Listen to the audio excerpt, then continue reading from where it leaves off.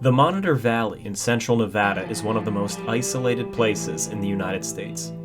There are a few active ranches at the foot of the mountain ranges on the fringes of the valley, but for the most part, it is 75 miles of open nothingness. This abandoned ranch is over 150 years old, still standing wind-chapped in the middle of the Monitor Valley. A constant gust blows through its windows and door frames, slowly peeling the last of its wallpaper from the wooden slats.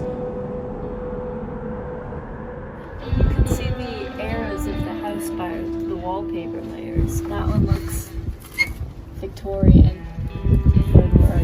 This one's 1920s. I don't know what that is, but that one's hard to see, yeah. Man, they didn't peel the wallpaper off.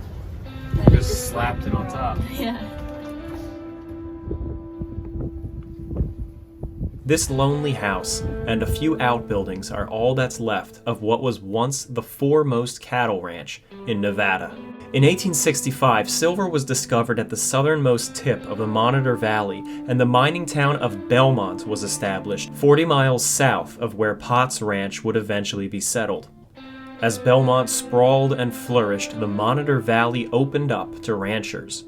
Though a harsh desert, the occasional spring and vast expanses of brush made it perfect for cattle grazing. Ranches sprung up around the central Monitor Valley, but one ranch prospered above the others, the Potts Ranch, established in roughly 1870. This ranch was known as one of the finest ranches in all of Nevada for several decades, eventually buying up the neighboring Wilson, Butler, and Morgan Creek ranches. I can't tell you that this place has a rich history. It truly does not. Despite that, it's one of my favorite places out west because of the condition of the house and the isolation of the place. The mountains loom in the distance, and a cool desert breeze relentlessly rattles the wooden roof shingles.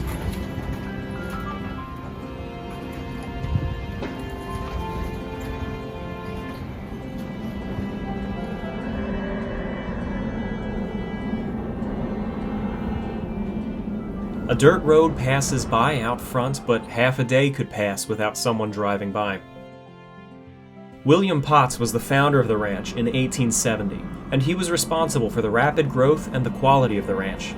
Mr. Potts was an active member of Belmont society, serving on juries and working with various local shopkeepers. But Belmont, the nearest population center, was located 40 miles south of his ranch, so there was a need for a more localized post office. In 1893, the Potts Post Office was chartered, but for one reason or another was canceled before the post office began operation. 5 years later, the post office was re-established and ran until 1941. By then, William Potts had long since died, and the Potts family hung on to the ranch for the rest of the life of William Potts' son, George, who refused to close his father's ranch, even after the town of Belmont had practically died. After George's death, the family did sell the ranch to two men who didn't seem to do anything with the land, abandoning it shortly after. Aside from the main ranch house, there's a stone storehouse out back.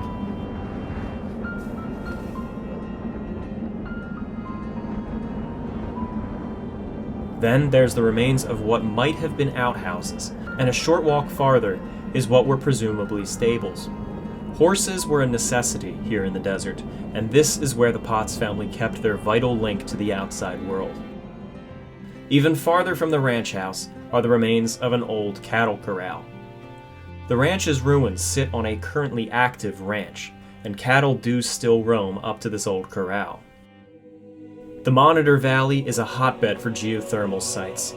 Within the boundaries of the old Potts Ranch is a hot spring that welcomed visiting bathers for years.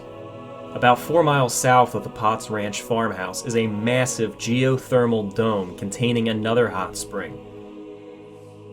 This dome is known as Diana's Punch Bowl, containing water as hot as 200 degrees Fahrenheit, or 93 degrees Celsius.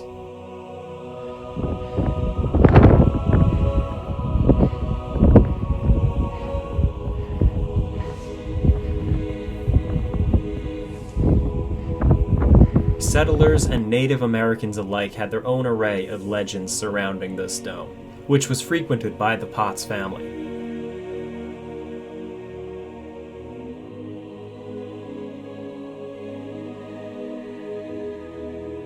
Potts Ranch was once an oasis of life and domesticity in this vast emptiness, but is now another forgotten ruin bleaching in the sun. The current ranch owners recently hung a no trespassing sign on the building, but the first few times I was here, I explored the insides.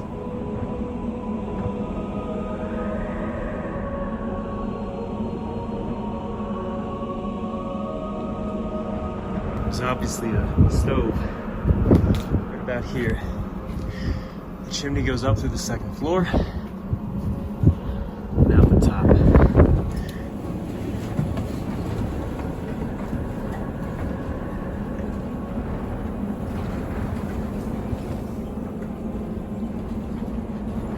Climbing up onto the second floor, I sat down in what was probably a bedroom for some of the 7 Potts children, looked out of their old window across the Monitor Valley to the Tokima mountain range in the distance, and with the house creaking in the wind, I got lost in the timelessness of this place.